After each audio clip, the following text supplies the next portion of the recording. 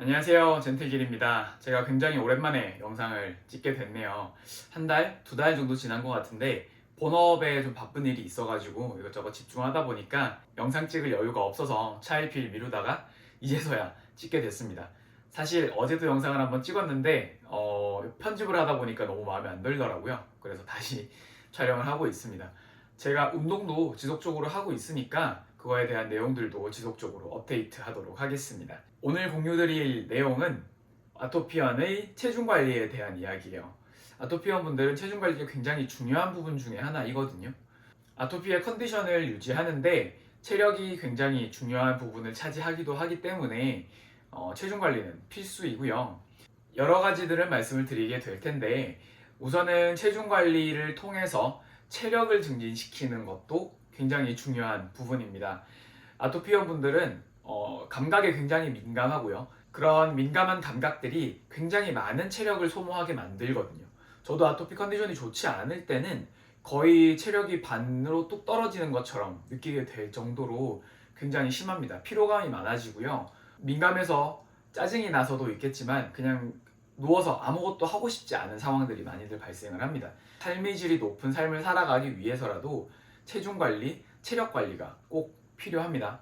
다음은 우리 몸속의 지방, 보통 우리 몸에서 배출되어야 되는 독소나 노폐물 이런 것들이 지방 안에 보관이 되어 있다시피 하는데 우리가 체지방 연소를 하고 살을 빼다 보면 이런 독소들이 빠져나와서 우리 혈관을 돌아다니게 되기도 해요. 이런 것들이 계속해서 잘 배출될 수 있도록 체중 관리를 해 주셔야 해요. 그리고 다음은 염증에 관련된 이야기인데요.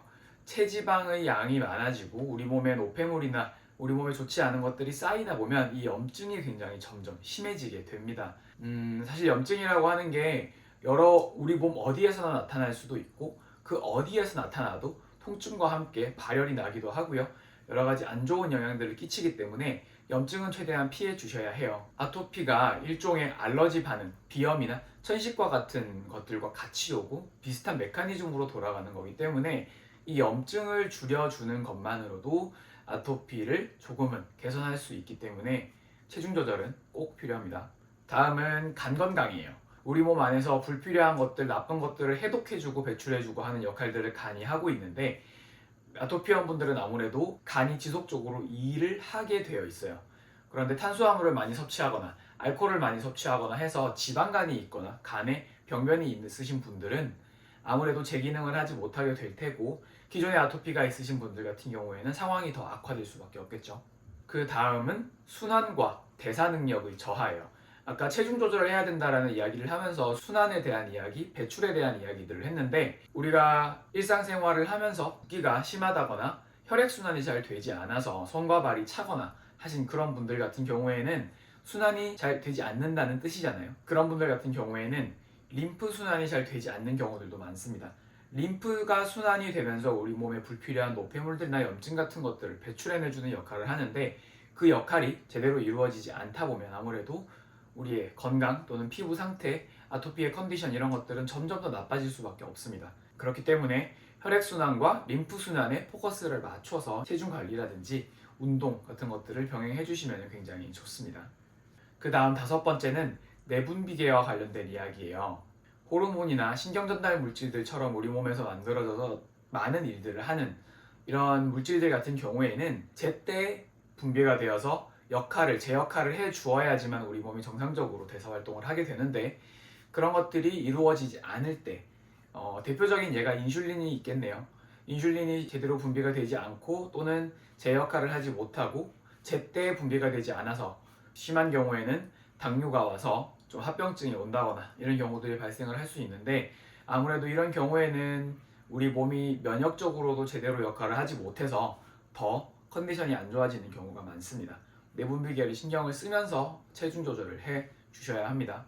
마지막으로 말씀드리고 싶은 거는 장 건강이에요. 체중이 많이 나가고 식사를 좀 무분별하게 하시는 분들, 식이섬유를 덜 섭취한다거나 설탕이나 단당류를 많이 섭취를 하시는 분들, 이런 분들 같은 경우에는 장 건강도 무너지게 돼 있거든요.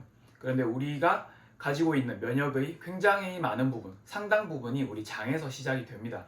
그렇기 때문에 유산균을 따로 섭취를 해주신다든지 식이섬유가 많은 음식으로 식사를 해주신다든지 이런 방향으로 체중 조절을 해주셔야 하니까 이 부분 꼭 굉장히 중요한 부분이니까 꼭 체크해 두시기를 바랍니다. 오늘 공유드릴 이야기는 이 정도가 되는데요. 체중 조절이라고 해서 무조건 그냥 몸무게를 줄이는 거, 그냥 살을 빼는 거 이렇게 생각을 하시면 안 됩니다. 건강한 다이어트, 건강한 체중 조절이 우리에게는 목적이고요.